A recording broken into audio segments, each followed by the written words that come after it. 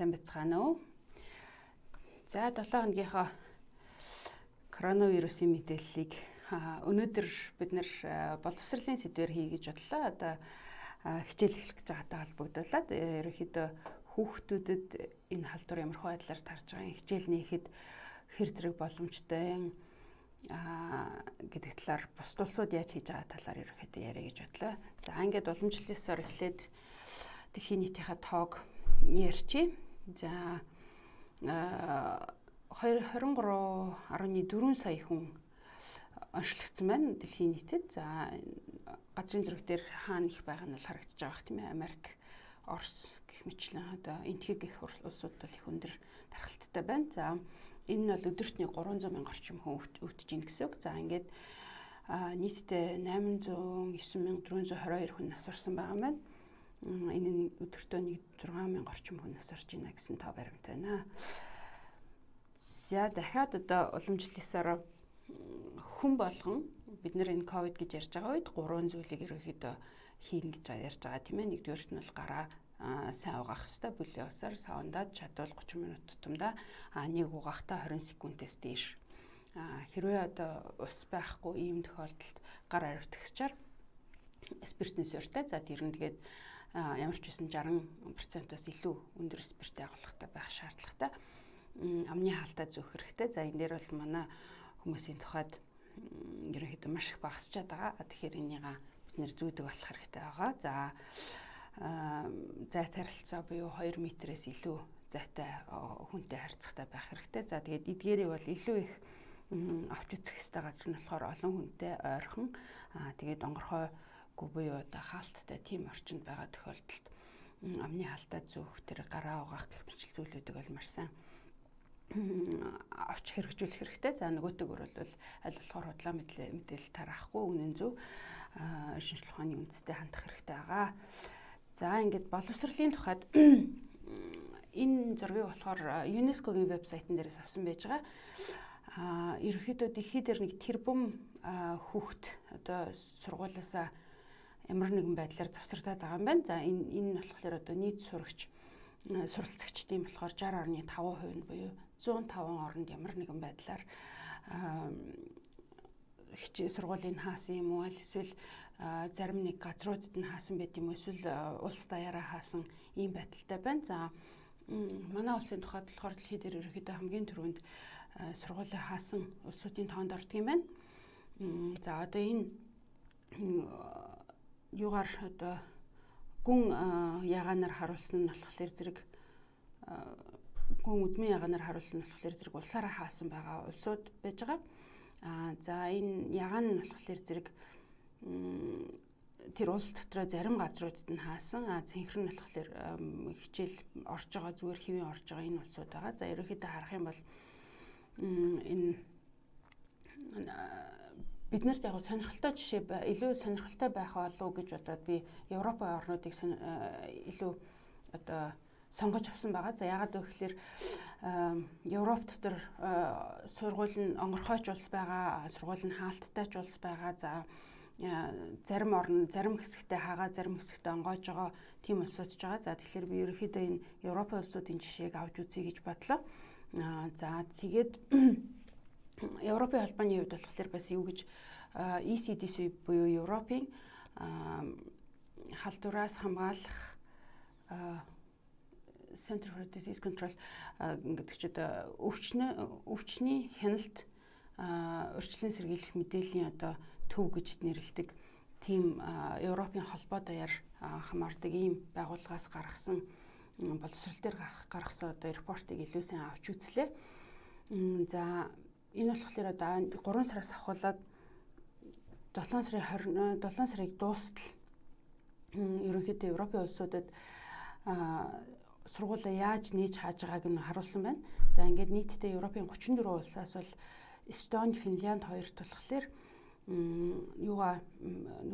цэцэрлэг сургуулийн өмнөх боловсролынхаа байгууллагуудыг бол ерөөсөө хаагаагүй юм байна. За Исланд, Швед хоёрт болохоор сургуулийн өмнөх буюу одоо цэцэрлэг за дээрээс нь нэмээд бага сургуулаа бол ерөөсөө хаагаагүй харин ахлах олон дунд сургуулиудаа бол тодорхой хэмжээгээр хаасан байдаг юм байна. За ингээ харах юм бол 3 сарын ихээр бол ерөнхийдөө маш цөөхөн улс сургуулаа хаасан байсан байна. За ингээд 4 сар 5 сард бол ихэнх улсууд нь сургуулаа хаалттай байлгаж байгаа. Гэхдээ хамгийн гол нь бол ихэвчлэн нөгөө ахлах сургуулиуд илүү их хаагдчихсан. За цэцэрлэг болоод бага сургууль нь арай цөөхөн улсад хаагдсан байх нь. Одоо бол ингээ ерөнхийдөө 7 сарын дундуураас эхлээд бол ихэнх улсад нь сургуулиуд нь нээгдсэн байгаа юм байна. За тэгээ сургуулаа нээгтэй болохоор зэрэг улс орон болгон их янз янзын л одоо арга хайж байгаа юм байна. За тухайлбал одоо энэ зураг дээр бол Италид бол маш их өндөр халдвартай байсныг бүгдээр мэдж байгаа тийм ээ. За Италид болохоор гадаа одоо дунд сургууль бага ангийнхаа хүүхдүүдийг гадаа ингээд анги танхим зохион байгуулаад за одоо жишээлбэл 2 хүүхд ширээний 2 захад суугаад энэ болохоор нөгөө зай тарилцаагаа хангаж байгаа байдлаар ингэж хичээл явуулж исэн байна. За энэ болохоор Тайванд ийм жижигхэн одоо тусгаарлагчдаар хүүхдүүдэд тусгаарлаад ингээд бас хичээлүүлж исэн байна. За энэ болохоор Бээжинд спортын залыг нөгөө зай тарилцаагаа хангахын тулд спортын заалан зарим хүүхдүүдэд оруулж хичээлүүлж исэн байна. За энд болохоор Оросд бол масктай тэгээд ширээн дээр нэг хүүхэд суулгаад ингээд хичээлүүлж исэн байна. Хичээлүүлж байгаа юм байна.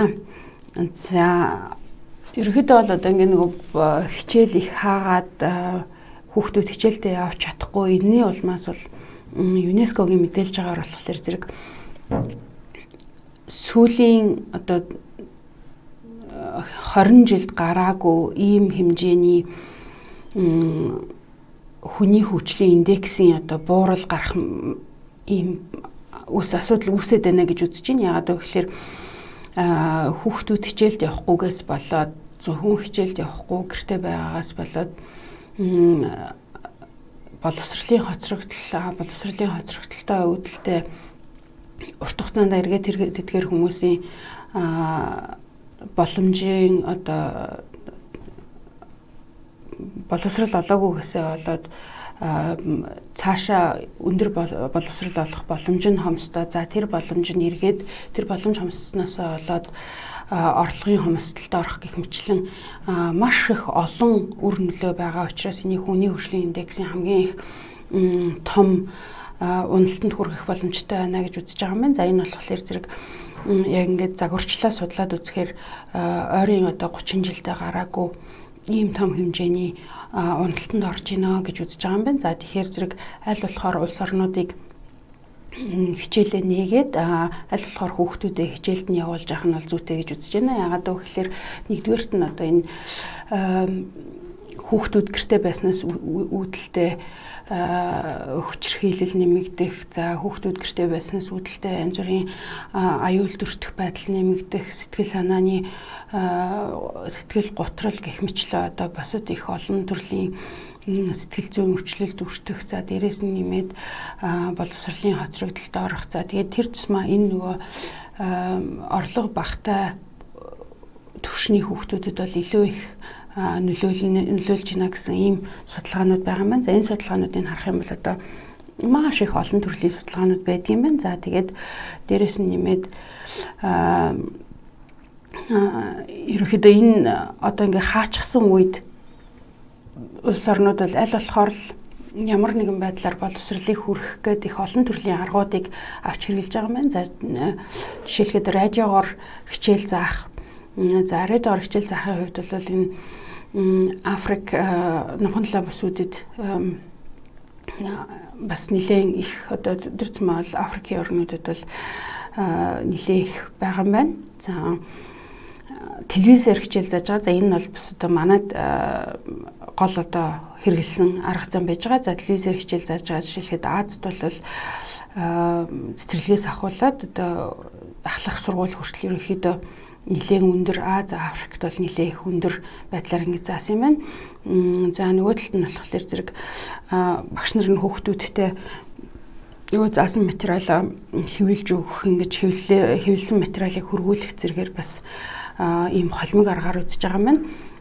За онлайн сургалтыг бол Европ Аз, Латин Америк, Карибын улсуудад бол нэлээд хөргөн хэрэглээтэй. За Европын хувьд бол ерөнхийдөө цэцэрлэгийн хаас одоо хойших одоо багаас бага дунд ахлах сургуульд бол одоо 100% бас онлайныг нэвтрүүлж чадсан гэж үзэж байгаа юм байна. За тэгээд энэ сургуультууд нь бол ерөнхийдөө судалгаануудыг нь харахаар зэрэг аль нь ч гэсэн одоо ангид заадагтай адилхан тийм их өндөр хэмжээнд хүн болгонд хүрч чадахгүй байна гэсэн ийм судалгаанууд байж байгаа. За манай улсын тухайд болохоор телевиз гэхэд ерөнхийдөө нэг 52% нь байсан баха. Үзэж чадахгүй байна. Үлдсэн одоо нөгөө байнга үзэлтийг харахаар нөгөө сургуульд явж байгаа хүүхдүүдийн 52% нь бол хичээлээ телевизээр явж байгаа, хичээлээ үзэхгүй байна гэсэн ийм мэдээлэлүүд байж байгаа. За дээрэс нь нэмээд энэ нөгөө өгж байгаа контентын маань хүрэлцэн тийм их яг одоо тухайн хүүхдэд таарахгүй гэх мэтлэн нөгөө нэгэнтээ яг багш нь урд нь зогсоод тухайн хүүхдэд тааруулаад тухайн хүүхдийнх нь өөрийнх нь чадварт тааруулаад дахиж зааварлаж чадахгүй учраас энэ зэрэг аргууд нь бол одоо хэдийгээр сайн ч гэсэн бас дутуу талтай байд юм байна. За тэгэхээр зэрэг аль болохоор нөгөө танхимаар сургалт хийхийг дэлхий бол ерөнхийдөө маш их одоо хүлээж харж ийн л да. За тэгээд танхимаар сургалт хийхэд яг ямар асуудлууд байгаа юм бэ гэхэлэр одоо энэ өвч маань хэрвээ хүүхдэд тусчих юм бол хэр зэрэг одоо их өвчлөл үүсгэж байгаа юм. За тэр хүүхдэд тусгаараа хэр зэрэг хүн дэрдгийн хүүхдэд бид нэр яаж хамгаалах ёстой гэсэн ийм асуудлууд гарч ирж байгаа. За тэгээд энэ дээр Европын холбооны энэ 34 орноос хийсэн судалгаан дээр болохоор за хүүхдэд бол ерөнхийдөө насны бүлгээр нь харах юм бол нэг за ерөнхийдөө нэг 744 мянган хүүхэд юу яасан байна нөгөө яг одоо 744 мянган хүн нийтдээ халдвар авсан байж байгаа. За энэ цэнхрээр бол одоо нийт халдварын тоо байж байгаа. За энэс харахаар зэрэг яг хүүхдийн халдвар авсан тоо болохоор 4% нь байгаа. 4% нь 19 мянган хүүхэд. За энэ болохоор 18-аас доош насны хүүхэд. Тэгэхээр ерөнхийдөө бол нийт одоо Европын орнууд гарч байгаа халдварын дотор хүүхдийн халдвар бол нэлийн цөөхөн хувь буюу одоо 4 орчим хувийг л эзэлж байгаа юм байна. За энэ 4 орчим хувь халдвар авж байгаа хүүхдүүд дотроос 12-оос 18 нас буюу энэ 44% нь одоо 12-оос 18 буюу арай жоохон том хүүхдүүд нь бол илүү их халдвар авсан буюу 44% нь байгаа. За 5-аас 11 насных нь энэ ногооноор тэмдэглэсэн байж байгаа хүүхдүүдэд 32% нь халдвар авсан байна. За 5-аас доош насны хүүхдүүд хүүхдийн халдвар дотор нийтдээ нэг 24% эзэлж байгаа юм байна. За тэгээ хүүхдэд гарсан халдварыг ингээд цааш нь наривчлаад судлахлаар зэрэг энд бол яг 582 хүүхдийн судалгааг нэгтгэсэн байна. За энэ дээр харахаар зэрэг хамгийн өргөн тохиолдож байгаа шинж тэмдэг зовир нь болохоор зэрэг халуурах 31% нь. За дараагаар нь болохоор амьсгалын дээд замын өрсөл буюу одоо бид нөгөө ханиад хүрээд ханиалгадаг зэргийн нөгөө зовирууд байж байгаа. За тэр болохоор зэрэг 26% нь гарсан байна. За толгой өвдөх шинж тэмдэг нэг 21% нь илэрсэн. Амьсгалын доод замын өрсөл бол нэг 12% нь. За хоол боловсруулах замын зовир нэг 10% нь илэрсэн. За ерөнхийдөө бол энэ хоол боловсруулах замын зовир илэрсэн хүүхдүүд хамгийн их одоо хүндэрч нөгөө эмнэлэгт хэвтэх ийм хандлагатай байсан байна.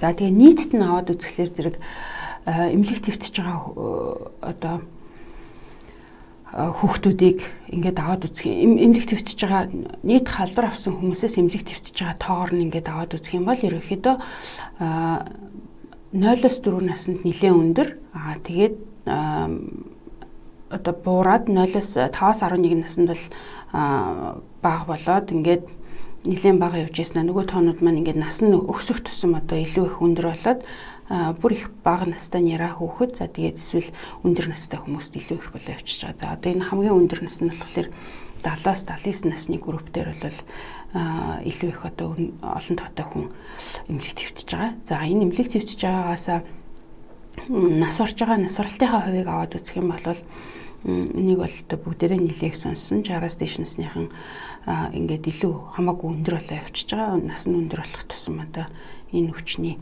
хүндрэл нь илүү их байна гэж үзэж байгаа. За тэгэнгүүт энийг яг насаар нь ингээд наривчлаад аваад үзэх юм бол нийт өвцөн хүмүүсээс 0-10 наснд болохоор 10% нь 0-4 наснд болохоор 10% нэмэлт төвчжсэн бол 5-11 наснд болохоор 3% нь за 12-18 наснд болохоор 4% нь нийт одоо тэр насны халдвар авсан хүмүүсийн 4% нь л одоо нэмэлт төвчж гин гэсэн үг шүү дээ. 70-79 наснд гэтэл нөгөөх нь 39%, 80-89 наснд 35% ингэж нэмэлт төвчжсэн байгаа. За нас оролтын аваад үзэх юм бол хүүхдийн дунд 19655 энэ халдварын тохиолдлоос 6 хүүхэд нас орсон буюу 0.03% ийм нас оролттой ингэж харагдаж байгаа. За тэгэхээр ямар ч үсэн энэ тоонуудаас харахад бол хүүхдэд халдвар тохиолдох нь том хүнийхээс арай бага. Халдвар тохиолдсон ч гэсэн одоо хүндрэл нь бас том хүмүүсийнхээс илүү бага байна гэсэн ийм судалгаа харагдаж байна.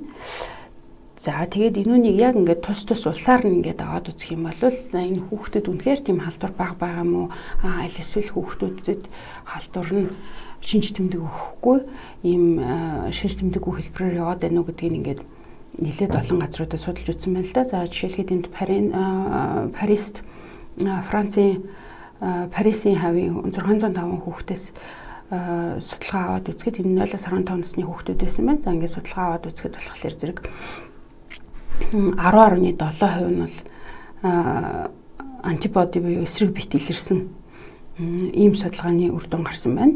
За энэ болохоор гэхдээ яг нөгөө нэгдүгээр үеийн халдвар болсны дараагаар хийсэн судалгаа байна. За Германд тэгтэл 2466 хүүхэд дээр ингээд судалгаа хийгээ үзэхэд энэ болохоор 0-20 насныхан дээр хийж үзэхэд болохоор 5% нь л антибоди буюу нөгөө эсрэг бие энэ хүүхдүүд халдвар авч ирсэн байна гэсэн ийм судалгааны үр дүн гарсан. За ингээд ерөнхийдөө Францад хийсэн бас өөр нэг 242 оюутанд хийсэн. Тэгээд энэ нь бол 14-17 насныханд хийсэн энэ судалгаагаар бол 10.2% нь халдвар авсан байна гэсэн ийм судалгаа байна. За тэгтэл Германд хийсэн дахиад 1538 хүүхдэд хийсэн энэ судалгаанд болохоор зэрэг 0.7%. За энэ Франц, Герман хоёрт хийсэн судалгааны хоёулангийнх нь болохоор насны хувьд ялгаагүй байж байгаа. Харин хугацааны хувьд болохоор нэг нь арай өмнө одоо 3 сарын 30-наас 4 сарын 4-ний хооронд хийсэн бол нөгөөх нь 5 сарын 30-наас 6 сарын 30-ны хооронд хийсэн. Тэгтэл одоо хойно хийгдсэн судалгаа нь илүү цөөхөн хувьтай юм байж байгаа. За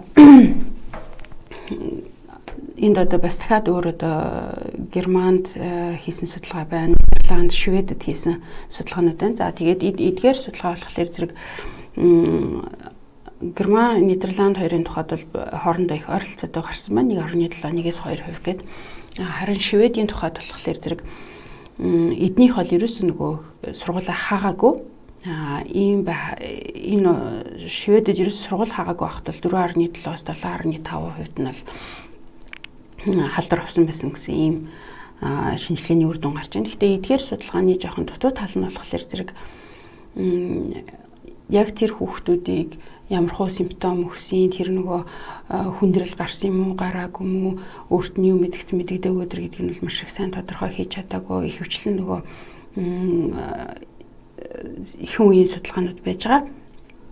Гэхдээ эндээс нэг харагдаж байгаа зүйл нь болохоор зэрэг ерөнхийдөө нас нь одоо нэг 12-оос дээш настай буюу одоо нэлээд жоохон ахлах ангийн хүүхэд болоод ирэхээр зэрэг халдвар нь ерөнхийдөө юуныхтай ойролцоодоо том хүнийхтэй ойролцоодоо харин жоохон хүүхдүүд нь бол халдварынх нь тархалтын хувьд бол илүү их бага байна гэсэн ийм ерөнхий дүр зураг бол харагдаж байгаа. За энэнийг энэ дээрээс харах юм бол одоо нэмээд одоо энэ дээр бас байна л да. За Испаниудын хийсэн судалгаа байна. За энэ бол нэг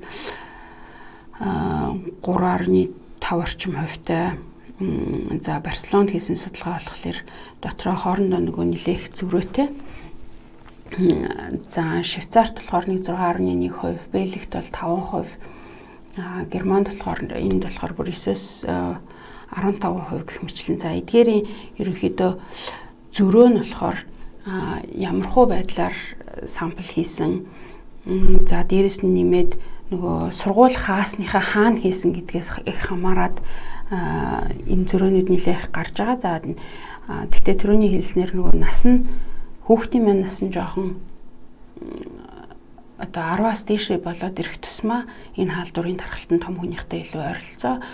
Бага настай хүүхдүүдийн бол халдварын тархалт нь том хүмүүсийнхээс одоо илүү бага байна уу гэсэн ийм ерөнхий дүр зураг харагдаж байгаа. За тэгээ энэ дүр зураг нь болохоор нэлээд олон зүйлтэй холбоотой байх юм гэж одоо тайлбарлаж байна. За тэрний юу гэхээр нэгдүгээрт нь болохоор зэрэг хүүхдүүд одоо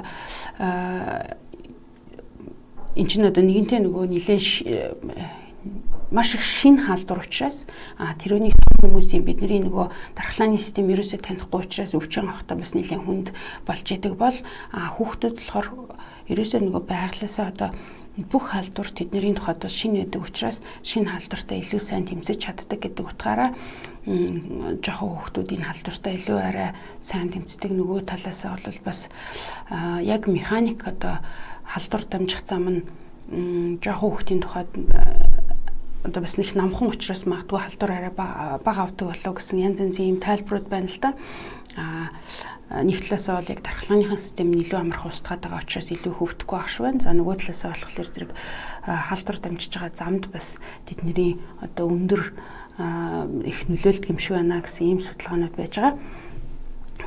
За тэгээ нөгөө талаасаа болохоор бид нэр яг одоо сургууль нээхийн тулд халдвар маань хүүхдээс хүүхдэд хэрэг дамжиж байгаа юм.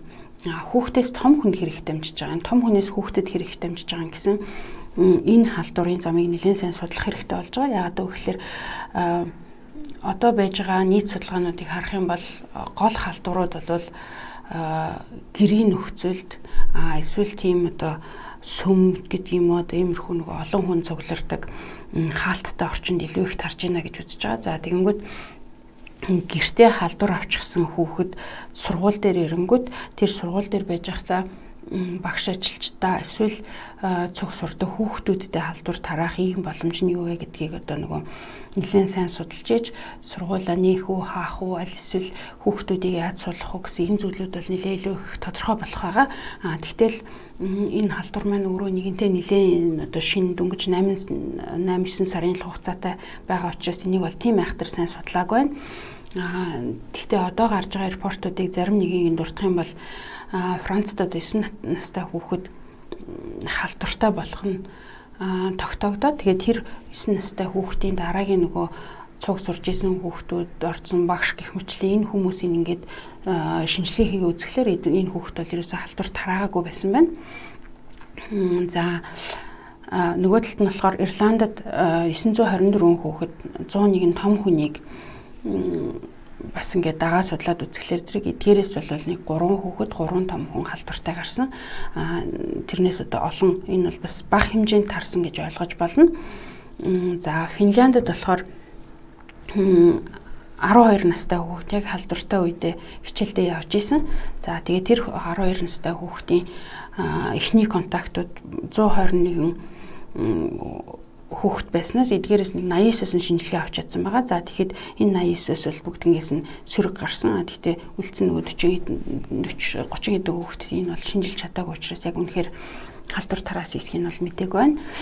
За энэ мэтлэн бас нэлээд олон ингээд одоо кейсүүдийг судалгаануудыг хараад үзэхээр зэрэг хүүхдээс хүүхдэд халдвар дамжих нь ерөнхийдөө бага юм байна гэсэн эхний дүгнэлтүүд гарч байгаа. За нөгөө талаас бол хүүхдээс багшид халдвар дамжих нь бол бүр тийм их сайн одоогоор бол тодорхой нотлогдсон зүйлгүй байна.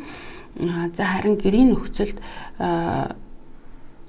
хүүхэд нь ээж аавдаа эсвэл ээж аав нь хүүхэдтэй дамжуулах энэ бол одоо нэлийн сайн тогтоогдоод байгаа зүйл. Гэхдээ хүүхдээс том хүнд яг дамжиж байгаа бол тийм их сайн одоо тогтоогоогүй. Харин эцэг эхчүүдээс том хүнээс хүүхдэд халдвар дамжих нь бол боломжтой маа гэж үзэж байгаа.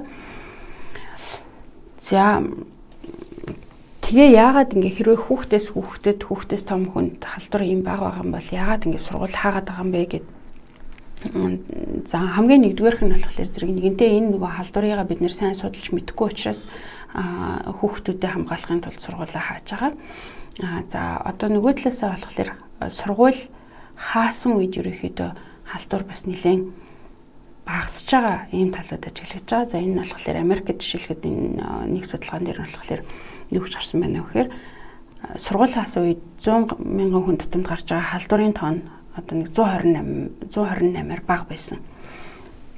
За тэгээд сургууль нэгэнгүүт нөгөө халдвар маань илүү их өндөр болж ирсэн. За гэхдээ энэнийх нь халдвар сургууль нээсэн үед халдвар өндөр болж байгаа нь яг хүүхэд өөрөө тараагаа яваад байгаа мó эсвэл хүүхдээ сургууль руу авчрах гэх мэтлэн нөгөө илүү их хөдөлгөөн нэмэгдчихэж байгаа учраас тэрнээс илүү их халдвар тараад байна уу гэдг нь бол одоохондоо тийм сайн тогтоосон юм байхгүй байна. За яг сургууль дээр халдвар илүү их өргөн гарсан нь бол одоо Израильд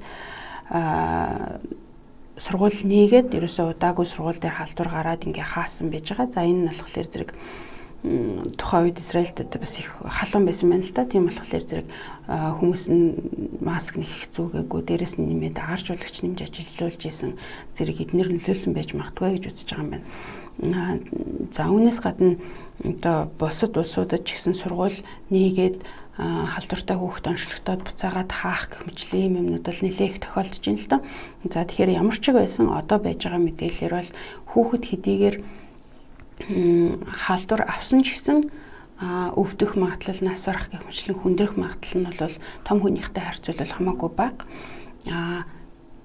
Хэдийгээр тийм боловч гэсэн сургууль нээсэнтэй холбоотой халдвар нэмэгдэх, хүүхдэд халдвар гарах гэх мэтлийн тохиолдлууд бол бас гарч байгаа учраас яхаарахгүй одоо сайн анхааралтай байх нь зүйтэй байгаа. Гэхдээ энэ бол ерөнхийдөө нөгөө талд нь хэрвээ хүүхэд сургуульд явахгүй бол гарах хор нөлөө нь магадгүй вирус аваад өвчлөхөөсөө илүү хүнд юм аа гэж одоо сүүлийн үед бол судлаачид олон орны судлаачид их ярьж байна л да. За тэгэхээр зэрэг сургуулийг нээх эсвэл хаах гэдэг бол тийм амархан зүгээр шууд за хаачи ч юм эсвэл за нээчи гэж ингэ шийдэх бас боломжгүй зүйл гэж харагдаж байна. Тэгэхээр аль болохоор эрсдлээ зөв тооцоод хаах юм уу нээх гэдэг шийдвэрийг гаргаж авах хэрэгтэй. За манай улсын тухайд болохоор зэрэг бусад энэ улсуудтай харьцуулах одоо хамгийн гол нэг зөрөө байна. Тэрийг өгөхлөөр бид нэр нийтийн дунд тархалт байхгүй. Нийтийн дунд тархалт байхгүй байгаа тохиолдолд бид нэр сургуулийг хаагаад авах шаардлага одоогоор бол харагдахгүй байна. За нийтийн дунд тархалт байхгүй байгаа энэ үеийг ашиглаад бид нэр аль болохоор хүүхдээ сургуульд нь явуулаад сургалт тэр дараагийн одоо ирээдүйд ирэх боломжийг нь хаахгүй байх, ирээдүйд ирэх боломжийг нь илүү сайн олгох талаар эцэг эхчүүд, сургууль, нийгэм бүгдээрээ энэ дээр ажиллаж ээж бид нэр хүүхдүүдээ аль болохоор сургуульд нь явуулах шаардлагатай байна гэж харж байгаа. За хэрвээ нийтийн дунд халдвар тарсан тохиолдолд яаж сургуулаа нээх үү, хаах уу, эсвэл ямар нөхцөлийг бүрдсэн тохиолдолд сургуулаа хаах уу гэдгийг одоо энэ судалгаанууд дээр үндэслээд ямар нэгэн байдлаар шийдэх зайлшгүй шаардлагатай харагдаж байгаа. За одоо миний яг хувь судлаачийн үзэл бол одоо энэ нийтийн дунд community transmission гэж яриад байгаа тийм ээ, нийтийн дунд халдвар тараагүй ийм тохиолдолд бид нэр сургуулаа хэвийн нээгээд хэвийн ажиллуулад ингэ явж явах хэрэгтэй болов уу гэж бодож байгаа. Сургуулийг хэвийн бишээр нээгээд тэр хүүхдүүдийг одоо манайх бол юу гэдгийг 2 сараас хойш гэдэг чинь бүтэн нэг одоо хагас жилийн хичээл хоцорчихсон явж байгаа хүүхдүүдийг одоо дахиад 2 цаг 30 минутаар ингээд хичээлүүлэхээр энэ хүүхдүүд дахиад зөндөө их хоцрогдолд орох ийм аюултай байна гэж үзээд аль болохоор олон цагаар хичээлүүлэх, аль болохоор нөгөө хичээлийг нь хэвийн оруулахаар арга хэмжээ авал илүү зүйтэй болов уу гэж бодож байгаа. За тэгээд тэр тусмаа хөдөөний сургуулиуд манайх ч бас их том улс учраас хэдийгээр цөөхөн хүнтэй ч гэсэн их том улс учраас ганцхан төрлийн арга хэмжээг биш тухайн орон нутагт нь таарсан зөв арга хэмжээг авал илүү их зүйтэй болов уу. Жишээлбэл хөдөөний сумын сургууль дээр маш их цөөхөн хүүхэдтэй байгаа тохиолдолд энэ хүүхдүүдийг заавалчгүй 2 цаг 30 минутаар суулгаад ингэж хичээл хийлгэлгүйгээр жирээнээр нь хичээлийг нь оруулаад хотод хэрвээ ямар нэгэн өөр эрсдэл гарсан тохиолдолд энэ хичээл сургуулийнхаа байдлыг арай өөрөөр зохион байгуулж явуулах нь зүйтэй болов. За нэгэнтээ нийтийн дунд халдвар тараагүй байхад ингэж их одоо хаагаад ингэж байх нь бол одоо тийм их үндэслэлтэй санагдахгүй байна л да. Ягаад тэгэхээр одоо жишээлхэд юу гэдгийг бидний яриад байгаа Швед гэдэг юм аа эсвэл Герман байдаг юм, энэ улсуудад нийтийн дунд халдвар байнга байсаар байгаа. За одоо Герман гэхэд халдварын тооноос нэлээд их өсчихсөн. Бараг 6,000 хүн онцлогдож байна да. За тэгэхэд хүүхдүүдийнхээ хичээл сургуулийг явуулсаар байгаа. За тэгэхээр энэ хүмүүс илүү их боломжтой хүмүүс илүү их сураад байхад за бид нар хүүхдүүдээ одоо юм сурахгүй байхаар бид нар улам л их хоцрогдно гэсэн үг. За тийм учраас хүүхдүүдийнхээ сургуулийг арай илүү олон цагаар арай илүү боломжтойгоор нэгээсэй гэж би одоо хувь судлаачийн хувьд бол төр засгаас тэгж хүсэх байна.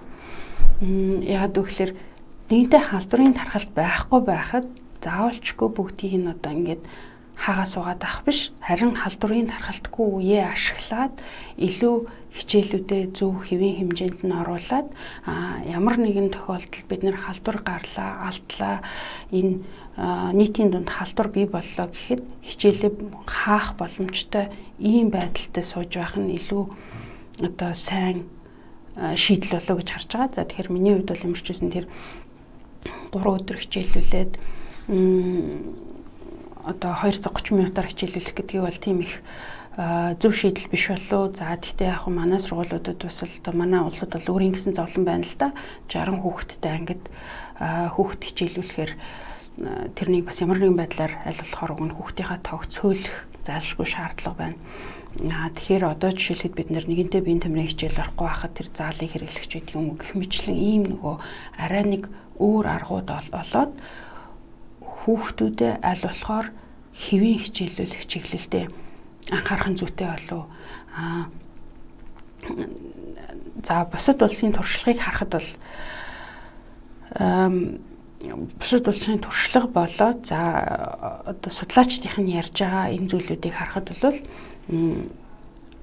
хамгийн гол анхаарах ёстой зүйлүүд нэгэнтээ дотор халдвар тархаагүй байхад бол бид нэр дадал болгох хэрэгтэй зүйлүүд байгаа болохоос биш. Одоохондоо яг халдвар тарчлаа, өвчин авчлаа гэх юм бол одоо балга байна.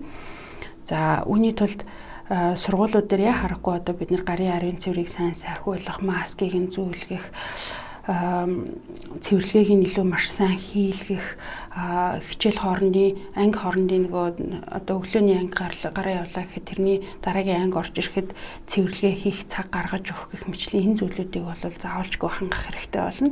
Үүнээс гадна сургуультай ирж очиж явахдаа автобусанд явж явах юм уу эсвэл автобусын арай одоо арай өөр байдлаар зохион байгуулах боломж юу гэдгийг бид нэр заавалжгүй судалж үзэх хэрэгтэй байна. За тэгээ сургуультай ирж очиж явахдаа жишээлхэд заавалжгүй амны хаалтын зүүлгэх, бас нөгөө гар угаах, сургуультай ирэнгүүтээ гарын угаах, за тэгээ сургууль дээр ирсэн үед нь халуурч байгаа шинжлэхийн гэдэртэй хүүхдийн энэ л болохоор гэрт нь өөр хүнтэй ойртуулгүйгээр гэрт нь буцаах гэх мэтлийн энэ зүйлүүдийг эдгээр арга хэмжээг бол заавалжгүй авч явах шаардлагатай нь бол ойлгомжтой. За энэ дээрээс нэмээд нэг зүйл бол агарын солилцоог хангах бол маш их чухал байгаа. Тэгтэл яг манайд одоо ингээд яг өвөл болоод суухаар зэрэг бид нэр цонхоо хэр зэрэг онгойлгож чадах вүлээ. Агаар солилцооны хоолой боломжууд хэр зэрэг билээ. Тэгэхээр зэрэг аль болохоор одоо энэ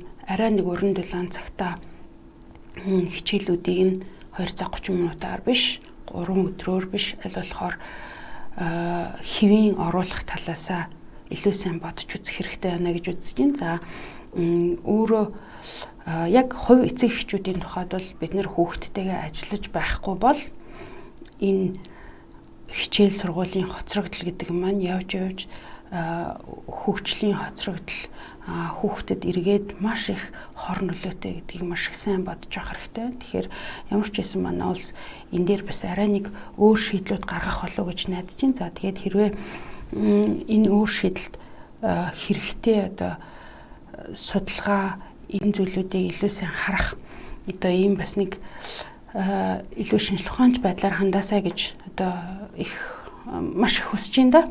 Ерөнхийдөө бол энэ боловсрал дээр бол маш их санаа зовох зүйлүүд их байдгийн байна. Энэ тал дээр бид нэр илүү сайн анхаарал хандуулж аль болохоор энэ халдваргүй үедээ хүүхдүүдэд сургуульд нь явуулж авах хэрэгтэй байна л гэж хэлмээр байна. За тэгээд ерөнхийдөө бол ихэнх улсууд тус тусдаа өөрсдийнхөө одоо сургуулийн байгууллагт ямархуу байдлаар явах уу, тухайн сургууль ямар шийдвэрүүд гаргаж болох уу гэх мэтлийн энэ одоо удирдамж заавруудыг гаргасан байт юм. За энэ дээр гэхэд одоо Европын ихэнх улсуудын за жишээлхэд энэ дээр Канадын байж юм тийм ээ. Гэх мэтлийн дээрэс нь нэмээд Дэлхийн эрүүл мэндийн байгууллагаас гаргасан гэсэн хэмжлийн зөвлөмжүүд байна л да. Зөвлөм зааврууд байна. За үүнтэй адилхан одоо бас манай Монгол улс ийм зөвлөмж заавраа гаргаад ямар тохиолдолд хаахын, ямар тохиолдолд хэвэн хичээлүүлэхийн гэдэг зүйлүүдээ шийдлүүдээ их тодорхой болгоосаа гэж хүсэж байна. За дахиад давтаад хэлэхэд бол ерөнхийдөө бид нэр хамгийн боломжтой үедээ одоо тэр зүйн ийм халдвар тараагүй энэ үед хүүхдүүдийнхаа сургууль хичээлийн ажлыг хэвэн явуулах нь маш чухал байна гэдгийг л энэ судалгаануудыг уншихаар бол бүр илүү их сайн ойлгогдож байна. Ерөнхийдөө бол сургуульд явахгүйгээс болоод гарах хор нөлөө нь вирус аваад өвдөх хор нөлөөнөөс илүү их хүндэж болох юм а гэдгийг дэлхийд дахинд одоо судлаачид боловсролын яг энэ мэрэгчлэнүүд зэрэг бол энийг ярьж байгаа болохоор бид нэр өөрснөө ч гэсэн одоо бид нэр яг нэг хувь хүний өөрсдийнхөө хүүхдүүд дээр харж байхад сургуульд хүүхд явахгүй байхаар ямар их нөлөө байгааг бас их ажиглаж байгаа болов уу гэж санаж байна. За тэгээд нэмэлтээр хэрвээ ковидын тухай мэдээлэл авал манай вебсайт байж байгаа. За дээрэс нь манай энэ лайв энэ подкастын Science Review-нууд бүгдээрээ манай YouTube-ийн channel дээр бас байгаа.